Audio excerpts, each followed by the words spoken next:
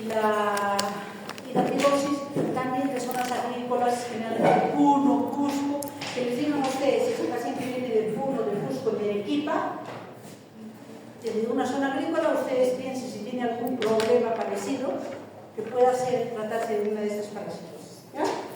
Muy bien, entonces vamos a hacer la estomatosis, que es igualita que una hoja. La forma de la pasión es esta, una hoja.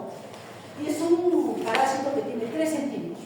O sea, lo pueden ver sin ningún problema. Entonces, la competencia de ustedes, al terminar esta clase, es que sepan diagnosticar qué exámenes pedir, qué tratamiento dar y cómo prevenir. ¿Ya? Entonces, por favor, eso tienen que tenerlo bien en la cabeza. Si ustedes atienden la clase 12-9, con seguridad se van a acordar.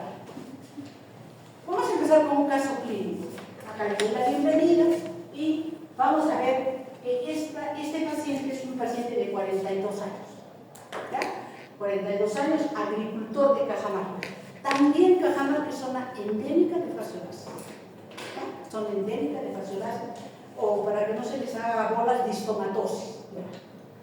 Que tiene como síntomas dolor abdominal en cuadrante superior derecho, que tiene fiebre intermitente de 38.5 y como antecedente tiene que comió berros silvestres 2 meses atrás. ¿Ya? Y en el laboratorio le sale una eosinofilia de 22%, con transaminasas elevadas, gamma transferidasa elevada. ¿Ya? Entonces, ¿qué piensa uno al momento en que le dicen que este paciente está con transaminasas elevadas, con fiebre? ¿Qué piensan? Hepatitis, ¿no es cierto? Pero si viene de una zona endémica, pongan como diagnóstico diferencial, puede tener de repente estomatosis. Yo no les exijo mucho porque esta clase recién la van a hacer. Lo ideal hubiese sido que el caso clínico lo resuelva cuando han hecho esta clase, pero no hay forma, no hay manera de hacerlo, ¿no? Entonces, cuando ustedes conozcan el ciclo biológico de la fasciola, se van a dar cuenta por qué este paciente tenía dolor, tenía fiebre, y sus análisis le salen transaminasas elevadas, pues otras terminales. Ahí están los 3 internos preocupados, discutiendo con los otros preocupados, discutiendo el caso. Entonces, lo ideal para mí era que formen acá grupos de 5 a 6, yo les digo, la aula invertida y comiencen a discutir. Desgraciadamente no puedo pasar a esto. ¿Por qué? Porque ustedes todavía no han hecho esta clase. Aunque yo le indiqué a Ángela, debes a tus compañeros que estudien, ¿no? Pero de toda forma, ¿qué condiciones o qué diagnóstico se les aventura a ustedes? Ya que ahorita presento todos estomatosis, fasciolasis. ¿Por qué? Porque tiene condiciones epidemiológicas. Viene de una zona agrícola, es agricultor y ha comido berros que son plantas de tallo corto. ¿Ya? Entonces, después de ellos discutir el trabajo, ya tienen un diagnóstico parecido o que se acerca, hacen su plan diagnóstico y hacen la presentación. Lo que hacen ustedes y van a hacer ustedes cuando ya estén de internos de medicina. Le piden una ecografía abdominal porque se supone que hipocondrio derecho, el daño está ahí. Cuando ustedes palpen a ese paciente va a ser un abdomen doloroso. ¿Ya? ¿Por qué? Ustedes cuando vean la patogenia van a decir, ah, ya, por eso es que el hígado no. ¿Ya? Se le hace, y van a ver ahí hepatomegalia o las lesiones hepáticas múltiples en la ecografía. Van a encontrar en ELISA afasión hepática. Eso es un examen directo y indirecto. Indirecto. Hacen un examen parasitológico, un examen seriado de heces para ubicar la patología, ¿no? Y se puede llegar hasta una taja abdominal. Pero no nos olvidemos que la simple ecografía nos puede ayudar mucho en el diagnóstico y en el daño estructural. Entonces, ustedes van a ver que lo común en todo el ciclo biológico, que ahorita lo vamos a ver de la fasciola, es que necesita agua reposada. ¿Ya? Entonces, los huevos que van a salir son huevos que salen no embrionados. O sea, para embrionarse necesita agua. En el agua viven los caracoles. el Leishmania, que es un caracol chiquito, y que ese caracol le sirve como huésped intermediario a esta fasciola para que penetre por el pie del caracol y haga parte de su ciclo biológico ahí y salgan, o sea, una vez que sale el huevo, se embriona, se forma el miracillo, que es con bastantes prolongaciones citoplasmáticas como para moverse y buscar el caracol. Entre el caracol y el caracol se producen 3 estadios y finalmente sale el miracillo. Y el miracillo pierde con su cola, busca las plantas de tallo corto, se enquista y ahí ese es el elemento integral. ¿De acuerdo? Entonces, cuando imagínense lo que les estoy diciendo, porque acá lo vamos ya a leer lo que ha pasado. Una vez que esta fasciola ha ingresado con nuestro berro, este paciente comió su berro, esta fasciola va a llegar al intestino, como nos comimos con el berro, va a pasar el estómago, llegar al intestino, y en el intestino va a llegar hasta el hígado. ¿Cómo creen que llegará al hígado? A ver, imagínense, ¿cómo creen que llegará? ¿Por la vía sanguínea? ¿Linfática? ¿Cómo? ¿Ah? Digan, equivóquense ahora. ¿Cómo llegan las vías biliares? ¿Cómo llegan si están en el intestino? Perforando todas las estructuras que encuentran. O sea, están en el intestino y para llegar a la luz del intestino, a los canalículos biliares, atraviesan la serosa. Atraviesan la serosa y se van atravesando todo lo que se enfrente en el camino hasta llegar a los canalículos biliares, lo cual significa que atraviesan ¿qué cápsula? La cápsula de Cristo. Por eso el paciente me duele, porque lo único que duele en el hígado es la cápsula, ¿no es cierto? Entonces al paciente le duele porque cae. Una vez que llega a los canalículos biliares, va engrosados, afibrosados, porque hay una reacción nuestra, ¿no es cierto? Una vez que llega ahí, pues la fasciola ya está grande, de 3 centímetros, comienza a poner sus huevos. ¿Y por dónde saldrán los huevos? Por las heces. Por las heces, porque se van a la bilis, ¿no es cierto? Y salen por las heces y encuentran otra vez el medio acuático a embrionar y a seguir el ciclo, ¿no? Ahorita lo vamos a ver con bien. Entonces, estos, una vez que ingresan y hacen su ciclo en el caracol, vamos a ver que una vez que llegan al ser humano, hay una fase que se llama fase hepática, que migra desde la pared, desde el intestino hasta el hígado. Esa fase hepática también se llama la fase aguda de la enfermedad, en donde característicamente ustedes van a encontrar el dolor. Pero ¿qué pasa si esa fasciola, una vez que ya está madura, en los canalículos obstruye los canalículos? ¿Habrá dolor o no? ¿Habrá dolor o no? Se comporta como un cálculo. El paciente va a tener como un cólico biliar. Muchas veces entran los pacientes con sospecha de litiasis biliar y lo que tienen es una fasciola ahí metida, que está ocasionando este cólico al paciente. Entonces, en la fase esta crónica, donde la fasciola ya es una señora ya completa, pues lo que vamos a obtener puede ser un dolor de tipo cólico. Ahora, pregunto a la clase, ¿habrá más eosinofilia en la fase aguda o en la fase crónica? En la fase aguda. La eosinofilia disminuye. Entonces, hay eosinofilia, pero no en la fase aguda, ¿cierto? Muy bien, entonces, ¿de dónde vienen el contagio? De las plantas de tallo corto, alfalfa, berro, todo lo que crece reposando en las plantas de tallo corto. ¿Y quién es el huésped intermediario? El caracocito, el Leishmania. Muy bien, vamos a ver el tratamiento y el seguimiento. Aprenden. Miren que esta parasitosis es tan sencilla, tan fácil. Tiene un solo medicamento para tratamiento. Apréndanselo, triclavendazol, es un azol, triclavendazol, 10 miligramos por kilo de peso, dosis única. ¿Lo aprendieron? Muy bien. Entonces, cuando ustedes le den el tratamiento, van a ver cuál va a ser su seguimiento hematológico, porque muchas veces en su puesto de salud o centro de salud pueden hacer sobrenombrado, ver que la eosinofilia está bajando, que el paciente clínicamente está mejorando. Entonces ustedes dicen, la achunté, di bien. Era el metronidazol, era una fase básica. Y la evolución favorable, en 3 a 6 semanas hay una resolución completa del caso. Ya no llegamos a lo que se denomina la cirrosis biliar hepática. O sea, si estas personas siguen ahí, al final van a terminar con el hígado. Va a haber una cirrosis biliar, ese hígado no funciona. La única manera de salvar a este paciente es con trasplante hepático. No hay otra, ¿verdad? Y el control se hace, control serológico con el ELISA. No se olviden, el ELISA nos sirve para control en muchas parasitosis y en enfermedades bacterianas.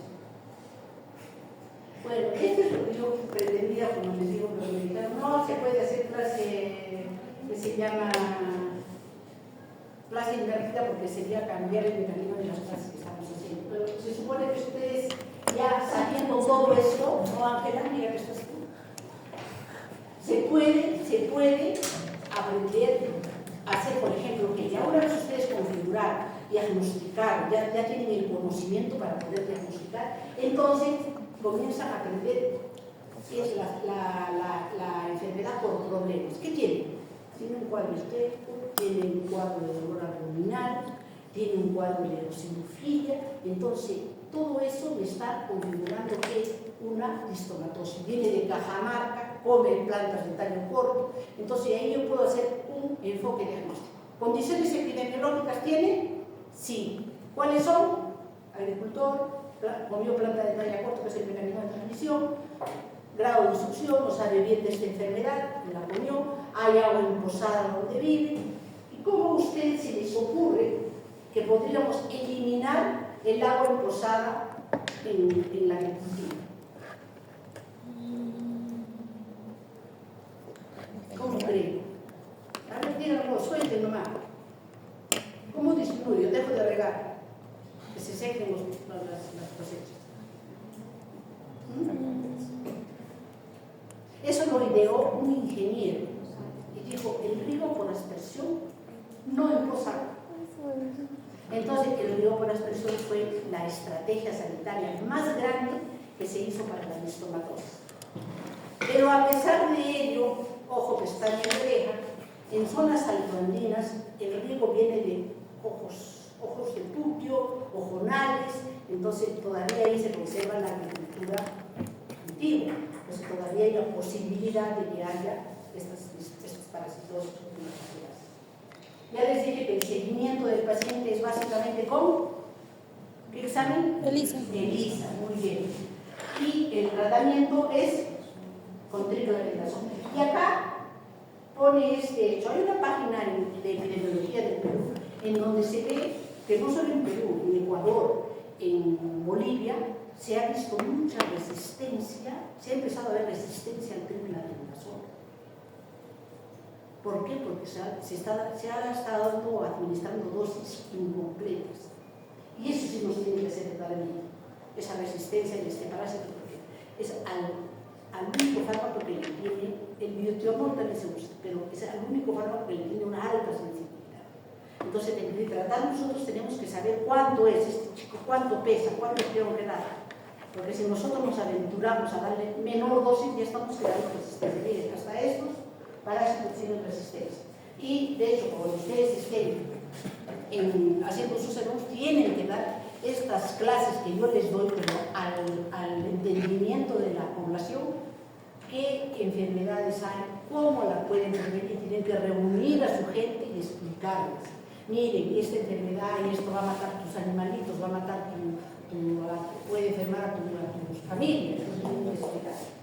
Conclusiones y puntos claros. Ya saben cuál es el contexto epidemiológico, ¿verdad? Zonas agrícolas, agua posada, y que exista ahí el huésped intermediario en Caracol. Debe haber una sospecha diagnóstica oportuna. Y yo les cuento esta anécdota para que no se olviden, porque a mí me colocó demasiado.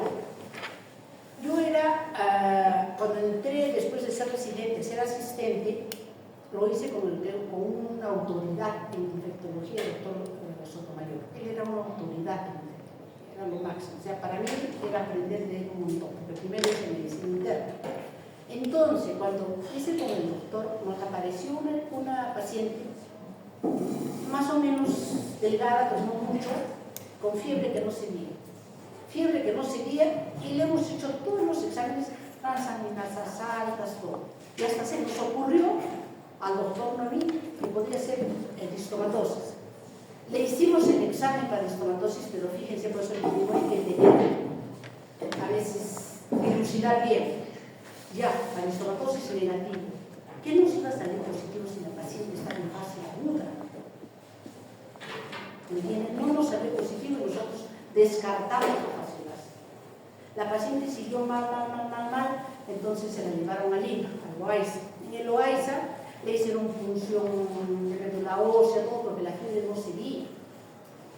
Y la eosinofilia tampoco. Y ustedes cuando hagan hematología van a ver que hay algunas enfermedades oncológicas que cursan con eosinofilia elevada. Entonces, hasta eso se pensó. Vino la paciente otra vez a regresar aquí, pero ya súper delgada. Y me consultó particularmente. Entonces yo fui y recién, pues, a ver si por ejemplo se me ocurre, le volví a pedir la fasciola, pero ya pues estaba en fase crónica. Ahí sí salió positivo. Pero un día antes de que me salga el resultado se me murió la paciente. Entonces esa anécdota para nosotros como médico nos quedamos, pero así. Esta fasciolasis tenemos que saber qué pedimos y cuándo pedimos, porque le pedimos el examen, pero obviamente no iba a salir nada, si todavía era una fasciola inmadura, que recién estaba perforando todo lo que encontraba en su camino.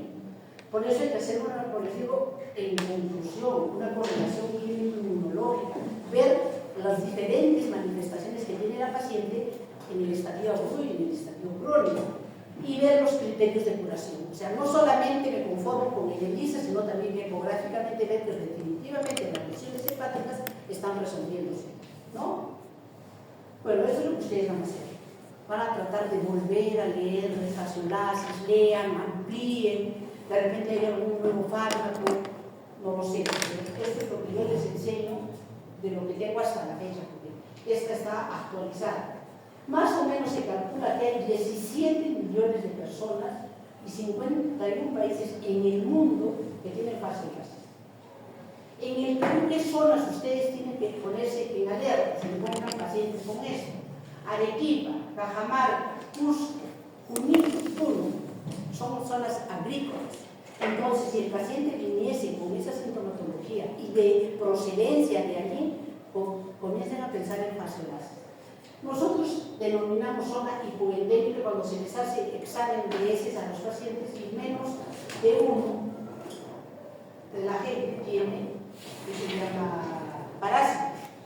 Mesoendémica cuando 1 a 10 tiene parásitos. Hiperendémica cuando más de 10 tiene parásitos. Y si ustedes ven, acá lo tengo, no está acá. Arequipa es una zona hiperendémica, porque tiene que haber 27%. Fíjense, somos zona hiperendémica para fasciolasis. Pues apréndanse bien fasciolasis. Esta es la página de internet de epidemiología que les digo, que véanla, revísenla, siempre se actualiza, y en donde el Perú está considerado por la Organización Mundial de la Salud junto con Bolivia como zonas hiperendémicas de América Latina. Por lo menos en algo estamos llevando los primeros puestos. Estos son los casos reportados y yo hago la pregunta de fasciolasis. Fíjense cómo han ido aumentando. ¿Ustedes creen que efectivamente haya aumentado la fasciolasis? Estas barras tienen que verla como de repente viendo otras variables. No nos olvidemos que la detección antes se hacía muy poco. Estudios de estomatosis poquísimos. Entonces, cada vez hay más estudios, entonces por eso se ve que aumentado, sin dejar de lado la posibilidad de que sí efectivamente hay más gente, por ejemplo, Yarabamba era una zona estrictamente de gente de acá. Ahora Yarabamba no, Yarabamba es altoandina prácticamente. Entonces hay más gente, hay más posibilidades de ganar. Y ahora, este caso se los traía estas fotos para que ustedes vean que se hizo una secuenciación de la fasciola, para ver de dónde vino, a qué dedico el tiempo libre. Vino de España. O sea, es una herencia que nos dejaron los españoles, la fasciolasis. Trajeron al licuéspecho intermediario y a la fasciola. ¿Y dónde creen ustedes que trajeron al licuéspecho intermediario? En los caballos que trajeron. ¿Ya? Ahí trajeron todo, o sea, en las patas de los caballos estaban todos los huéspedes intermediarios. Y de hecho que los españoles en algunos de ellos tenían la fasciola. Primero llegó a Uruguay y después llegó a Perú. Esa es la secuenciación de Sudamérica. No fue de Madrid, fue de... no recuerdo bien el sitio. Para que vean el filo, que ya lo saben ustedes respecto a la taxonomía, platonito, tremátode, orden Ligenea, familia Fasciolidae, género Fasciola y especie Fasciola hepática y ginática. Y esto les quiero hablar al respecto. Hay una enfermedad o una costumbre en Arabia, en países sauditas, de comer el hígado o las vísceras crudas. ¿Ya? Entonces la gigante, que es una fasciola gigante, y a veces ellos comen el hígado y hay una fasciola, y es lo que les produce pues ahogamiento y se muere. ¿Sí? O sea, no nos compete a nosotros, pero para conocerlo por lo menos.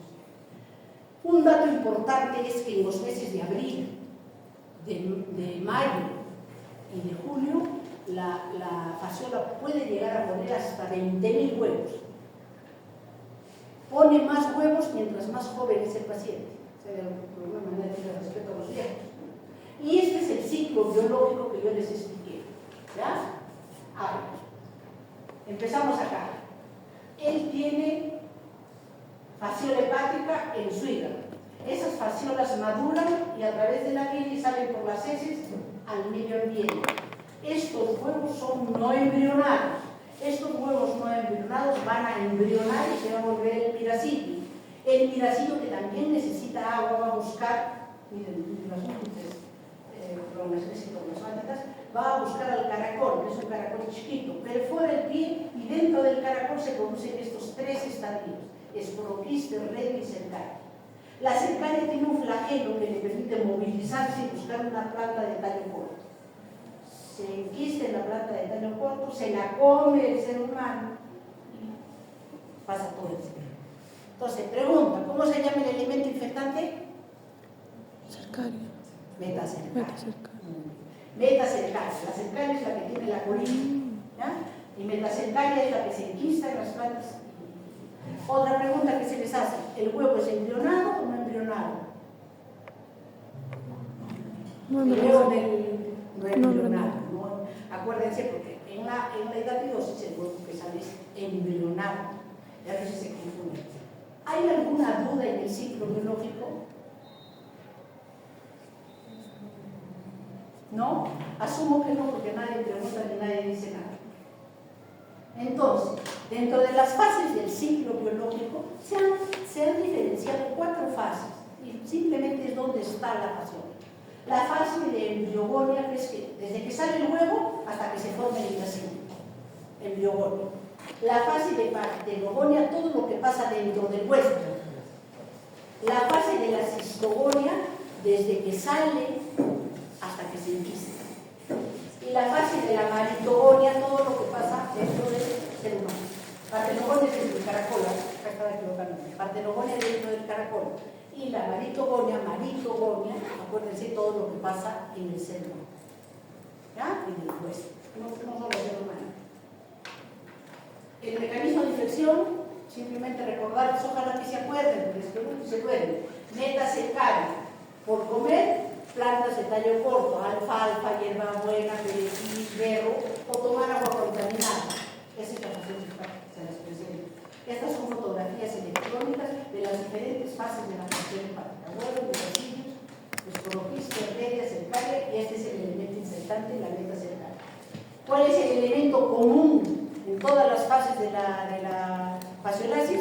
El agua. El agua reposada. Este es el caracolcito pequeñito en la apnea. Miren para que vean el tamañito que tiene. Los caracoles era el video, pero ya no lo veo. La fasciolasis puede tener, como les dije, una presentación clínica aguda y una presentación crónica. La aguda puede ser típica, en ¿Cuál es el paciente disquético? Tiene fiebre, dolor abdominal, hemorragia, conductos biliares, anemia. La atípica, a veces se va al corazón, a veces se va al pulmón. Atípica. Ectópica es cuando se va al tejido celular subcutáneo. O se quedan en el hígado, no en los conductos. Y la fasciolasis crónica puede ser sintomática o asintomática. No nos olvidemos que la sintomática es cuando crece una fasciola gorda y obstruye los canales biliares, o se da en cólico. Entonces, esa es la sintomática, en donde va a haber ictericia, colangitis, pancreatitis. Y la asintomática, que viene a ser la forma más frecuente, ¿por qué? Bueno, es la más frecuente, pero porque ustedes van a ver que grupos familiares uno tiene síntomas, los demás no, pero toditos tienen fasciolasis, ¿no? Muy bien. La fase, en cuanto a la forma de daño, en la fase parenquimal, es donde va a haber la migración de las fasciolas, va a haber un proceso inflamatorio en todos los tejidos que ella utiliza para llegar hasta los canalitos biliares. Y la fase, y hay una reacción tisular, y la fase biliar, que es cuando están ya en los canalitos biliares. Miren el daño que provoca. Gangriosa fibrosa en todos los canalitos biliares. Esta era un video, pero no me salió donde se ve saliendo las fasciolas de los canalitos biliares. Tremendas. Esto es lo que le puede llegar a provocar este hígado. Acá tiene unas fasciolas saliendo de un tamaño. ¿Y de por qué serán amarillas? Acá también, fíjense, esos son cortes de hígado completamente destruidos. ¿Por qué serán amarillas las fasciolas? Se alimentan de bilis y de sangre. Por eso en los animalitos ustedes tienen el papo, sobre todo los macropolitos tienen papo, o sea, tienen acá como una bolsa de ese edema, que es lo que la anemia les causa. Esta es la fase parenquimal que se las he puesto para que tengan en cuenta qué pasa con el paciente, donde el paciente va a estar con fiebre, con malestar, con dolor abdominal, la fase migratoria. La fase biliar, en donde hay el cólico biliar, se confunde con colelitiasis. Este es uno de los pocos trabajos de investigación en donde se ha encontrado lo que prima en síntomas es el dolor abdominal. Y en signos la hiperestesia abdominal, o sea, agarras el abdomen y el paciente sale. Y esta es la que les decía, la fasciolasis ectópica, que se puede ir al celular subcutáneo, a veces al hígado, a veces va a haber pequeños daños inflamados. No suele ser, es una presencia muy poca. Complicaciones de la fasciolasis, hematoma hepática. Obvio, si están perforando todo lo que encuentran, puede haber hematoma hepática. Hemorragia, hemoperitoneo, cirrosis biliar, colangitis esclerosante y trombosis venosa. Diagnóstico, hablamos de métodos directos y métodos indirectos. Métodos directos, los exámenes de heces para mostrar los huevos de la fasciolasis hepática, que tienen un operculum, son operculados.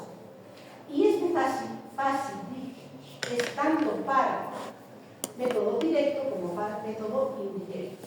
Los métodos directos generalmente son ELISA, fijación de complemento, inmunodifusión. ¿Cuál es el más económico y más sensible? El FAS2 ELISA. Acuérdense, FAS2 ELISA. Miren, comparen la sensibilidad y la especificidad. FAS2 ELISA, el más económico y el más sensible y más específico. El diagnóstico diferencial lo tienen que hacer con todas las parasitosis que se puedan imaginar. La que nunca nos falla es la tuberculosis. Hacer el diagnóstico diferencial. Tratamiento, el triclavendazol. ¿Cuánto? Ya les dije yo.